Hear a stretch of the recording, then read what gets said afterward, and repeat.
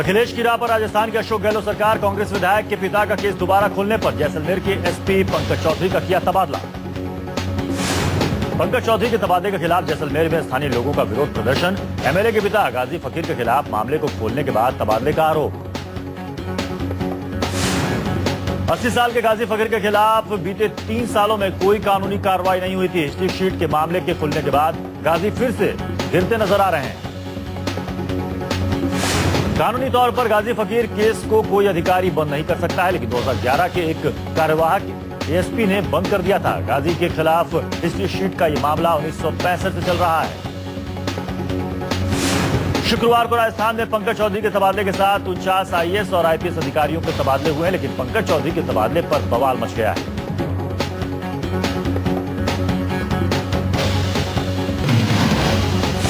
IAS Durga के निलंबन पर सबसे बड़ा खुलासा। न्यूज 24 के स्टिंग ऑपरेशन में कैद हुआ यूपी सरकार का झूठ। रिपोर्ट में नहीं थी तनाव की बात।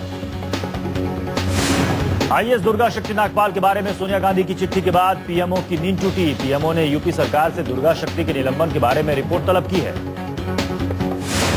सोनिया ने प्रधानमंत्री मनमोहन सिंह को लिखी चिट्ठी में कहा था, हमें यह देखना होगा कि जो अफसर सही तरीके से काम कर रहे हैं उन्हें सुरक्षा मिल रही है या नहीं।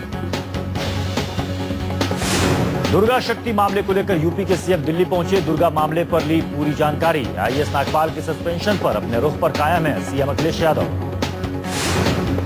आईएएस दुर्गा नागपाल के मसले पर मुलायम के कुंबे में दरार। रामगोपाल यादव ने सस्पेंशन पर उठाए सवाल। मीडिया में खबरों के बाद साधी चुप्पी।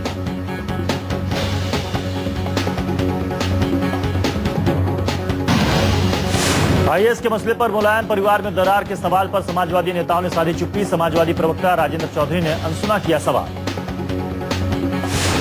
दुर्गा नागपाल के लिए सोनिया की चिट्ठी को लेकर समाजवादी पार्टी ने कांग्रेस पर हमला बोला। नरेश अग्रवाल ने कहा कि सोनिया गांधी को हरियाणा और राजस्थान के अफसरों के लिए भी चिट्ठी लिखनी चाहिए थी। बीजेपी ने आईएएस दुर्गा नागपाल के मसले पर सियासत तेज कर दी है। मीनाक्षी लेखी ने पूछा, खेमका पर खामोशी क्यों? राजनाथ बोले, चिट्ठी लिखने की क्या जरूरत थी। आगरा में बीजेपी युवा मोर्चा के वर्करों ने दुर्गा नागपाल के समर्थन में प्रदर्शन किया। यूपी में गुंडा राज का आरोप।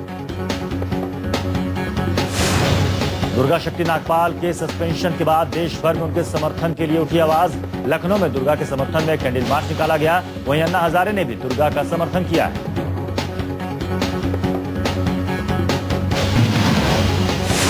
मॉनसून सत्र को लेकर बीजेपी अपनी रणनीति बनाने में जुटी। बीजेपी लीडर आडवाणी के घर संसद सत्र को लेकर कोर कमेटी की बैठक। आज शाम एनडीए की मीटिंग।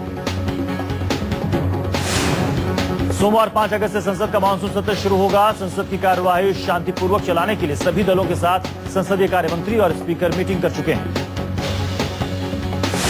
5 अगस्त से शुरू होने वाला सत्र 30 अगस्त तक चलेगा। कुल मिलाकर 20 दिन ही संसद में चर्चा होगी। इस दौरान सरकार करीब 40 विधेयक पास करा लेना चाहती है। कांग्रेस सरकार पर तेलंगाना मुद्दे से गलत ढंग से निपटने का आरोप लगाते हुए बीजेपी ने कहा, सत्र के कामकाज पर तेलंगाना मुद्दे का साया पड़ सकता है। बीजेपी का आरोप, जिस तरह से तेलंगाना मुद्दे से गलत ढंग से निपटा गया है उससे पूरे क्षेत्र में अशांति पैदा हो गई है। कांग्रेस ने यह पूरी तरह से राजनीतिक कारणों से किया है।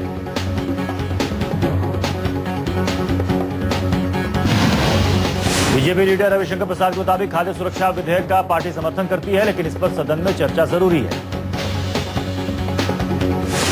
इंश्योरेंस सेक्टर में विदेशी निवेश बढ़ाने और पेंशन सेक्टर को विदेशी निवेशकों के लिए खोले जाने वाले विधेयकों को पारित करवाने के लिए केंद्र सरकार परेशान। वित्त मंत्री पी चिदम्बरम ने विपक्ष से मांगा समर्थन। बीजेपी लीडर नितिन गडकरी का कांग्रेस पर हमला। कहा, कांग्रेस गरीबी नहीं गरीबों को खत्म करना चाहती है। तेलंगाना राष्ट्रीय समिति सुप्रीमो चंद्रशेखर राव के बयान पर बवाल। कहा, आंध्र प्रदेश के जो कर्मचारी तेलंगाना में रह रहे हैं उन्हें तेलंगाना छोड़कर चले जाना चाहिए।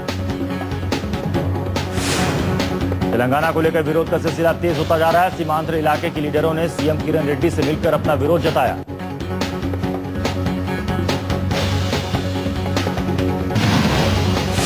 आरटीआई नियमों में संशोधन के खिलाफ प्रधानमंत्री आवास के बाहर प्रदर्शन। संशोधन के खिलाफ जमकर हंगामा।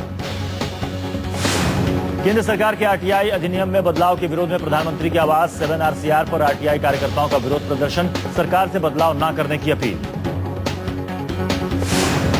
सरकार ने गुरुवार को एक अहम फैसला करते हुए राजनीतिक दलों को आरटीआई कानून के दायरे से बाहर रखने का प्रावधान करने वाले एक संशोधन विधेयक प्रस्ताव को मंजूरी दे दी थी। सीआईसी ने पिछले महीने कहा था कि 6 राष्ट्रीय दलों को केंद्र सरकार की ओर से परोक्ष रूप से काफी आर्थिक सहायता मिलती है, इसलिए उन्हें सूचना अधिकारियों की नियुक्ति करनी चाहिए।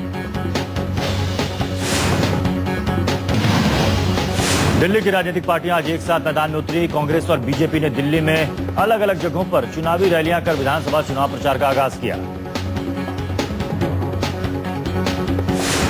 कांग्रेस ने चुनावी रैली में दिल्ली के विकास, अवैध कॉलोनियों को हरी झंडी देने और गांवों को राहत देने के मुद्दे को उठाया। वहीं बीजेपी को फोकस पर झुग्गी झोपड़ी वाले रहे। कांग्रेस की बेगमपुर रैली में शीला दीक्षित ने राजधानी में हुए विकास को बनाने की कोशिश की। कहा, जब दिल्ली में बीजेपी की सरकार थी तो बेरोजगारी चरम पर थी, बिजली पानी की जबरदस्त किल्लत रहा करती थी। शीला का दावा, दिल्ली में अब कोई भूखा और बेरोजगार नहीं है। दिल्ली को तरक्की के रास्ते पर कांग्रेस ही ले जा सकती है। दिल्ली के तालकटोरा में बीजेपी की रैली। विजय गोयल का शीला से सवाल, दिल्ली में विकास हुआ तो 15 साल से 40 लाख लोग स्लम में क्यों रह रहे हैं?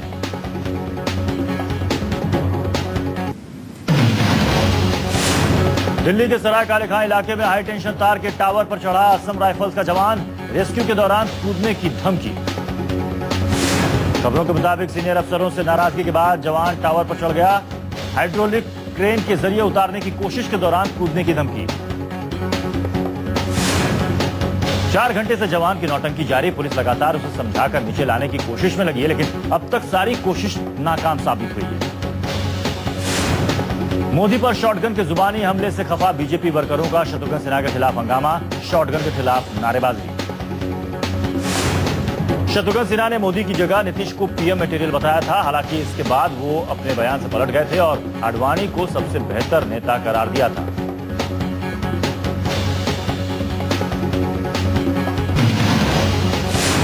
महाराष्ट्र के गृह मंत्री आर पाटिल के मुताबिक मुंबई में रहने वाले गुजरातियों के बारे में नीतीश राणे की विवादास्पद बयान की सरकार जांच करेगी और यदि वो दोषी पाए जाते हैं तो उनके खिलाफ कार्रवाई की जाएगी। महाराष्ट्र के उद्योग मंत्री नारायण राणे के बेटे नीतीश राणे ने नरेंद्र मोदी पर निशाना साधते हुए गुजरातियों को मुंबई छोड़कर जाने का फरमान जारी किया। बयान पर बवाल के बाद नीतीश ने मीडिया को सफाई दी, लेकिन कहा, मैं अपने बयान पर कायम हूं और फिर कहता हूं कि जिन गुजरातियों को लगता है कि मोदी ने गुजरात में इतना ज्यादा विकास किया है तो उनको वहीं चले जाना चाहिए। केंद्रीय गृह मंत्री सुशील कुमार शिंदे का रविवार को मुंबई के एक निजी अस्पताल में ऑपरेशन किया गया। उन्हें फेफड़े में तकलीफ थी। शिंदे शनिवार रात मुंबई के ब्रिज कैंडी हॉस्पिटल में भर्ती हुए थे। ऑपरेशन के बाद शिंदे को 3 दिनों के लिए आईसीयू में रखा जाएगा। उम्मीद है कि अगले 10 दिनों में उन्हें अस्पताल में छुट्टी दे दी जाएगी। मेरठ में लिफ्ट में 20 मिनट तक कैद रही महिला। लाइट जाने की वजह से लिफ्ट बंद हो जाने के बाद महिला की हालत हुई खराब। दिल्ली मुंबई राजधानी एक्सप्रेस से 10 क्विंटल चांदी जब्त। क्राइम ब्रांच के छापे में बरामद 17 बोरियों में भरी चांदी। गैर कानूनी तरीके से मुंबई पहुंचाने की थी तैयारी। गीता कॉलोनी फ्लाईओवर पर 18 जुलाई को दिन दहाड़े हुई 1.5 करोड़ रुपए की लूट में 6 आरोपियों को गिरफ्तार किया गया है। लूटी गई रकम में से 1,41,50,000 रुपए बरामद कर लिए गए हैं। मुंबई के मीरा रोड इलाके में एक मां ने अपने 2 बच्चों की हत्या कर खुदकुशी कर ली। मामला तब खुला जब महिला का 6 साल का बेटा ट्यूशन से घर लौटा। दिल्ली में बीती रात फिर एक 5 मंजिला इमारत धराशायी हो गई। पुरानी दिल्ली के चांदनी चौक में इस इमारत में काफी दुकानें और ऑफिस थे।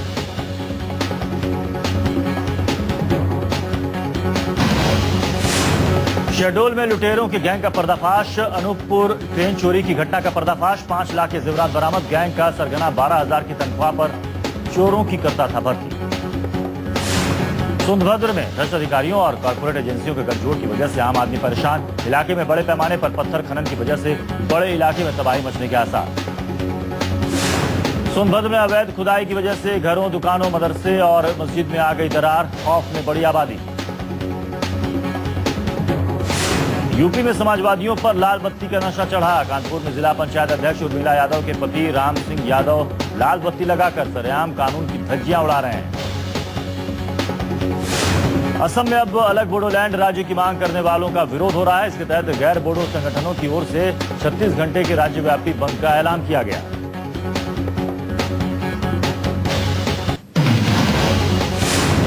असम में 3 अलग राज्यों के निर्माण के लिए आंदोलन को लेकर हिंसा का दौर जारी। कामतापुर, बोडोलैंड और कार्बी आंगलोंग के लिए विरोध प्रदर्शन।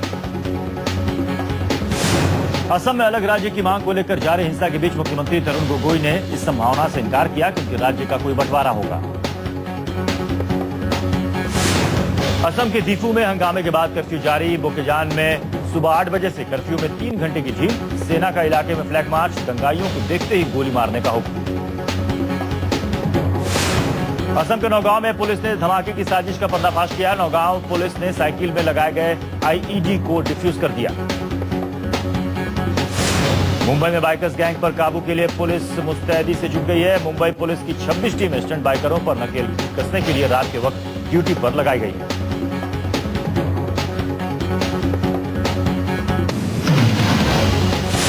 नदियों के बढ़ते जलस्तर के कारण देश में बाढ़ की समस्या गंभीर बनी। जम्मू से बनारस तक दर्जनों जिले बाढ़ के पानी में डूबे। महाराष्ट्र के चंद्रपुर में पिछले 4 दिनों से हो रही भारी बारिश से बाढ़ के हालात बदतर हुए। हजारों लोगों को अपना घर बार छोड़ना पड़ा। 20 लोगों की मौत।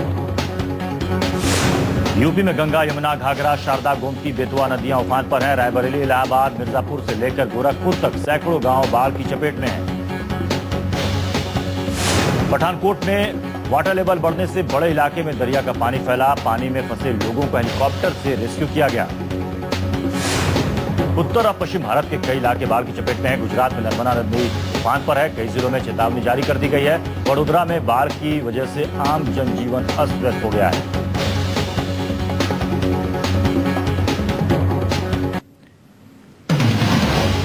जेट एयरवेज ने काफी कम कीमतों पर अगले 1 हफ्ते के लिए हवाई टिकट जारी किए हैं। सबसे कम कीमत वाली टिकट मात्र 1,777 रुपए की है। ये सेल अगले शुक्रवार तक रहेगी। जेट के नए प्लान के मुताबिक आपको 750 किलोमीटर से कम दूरी की यात्रा के लिए 1,777 रुपए, 750 से 1,000 किलोमीटर तक की दूरी के लिए 2,777 रुपए चुकाने होंगे। 1,000 किलोमीटर से ज्यादा दूरी के लिए आपको 3,777 रुपए लगेंगे। पब्लिक सेक्टर कंपनी इंडिया का शुद्ध लाभ अप्रैल-जून तिमाही में 16.5% से घटकर 3,731 करोड़ रुपए रह गया है। कर्मचारी भविष्य निधि संगठन चाहता है कि कंपनियों द्वारा वक्त पर भविष्य निधि जमा नहीं कराने को आर्थिक अपराध के दायरे में लाया जाना चाहिए। भारत में कारोबार कर रही ब्रिटेन की टेलीकॉम कंपनी वोडाफोन को सरकार की तरफ से जारी नई लाइसेंस शर्तों के मद्देनजर भारतीय एयरटेल में $1 अरब मूल्य की अपनी 4.4% हिस्सेदारी बेचनी पड़ सकती है।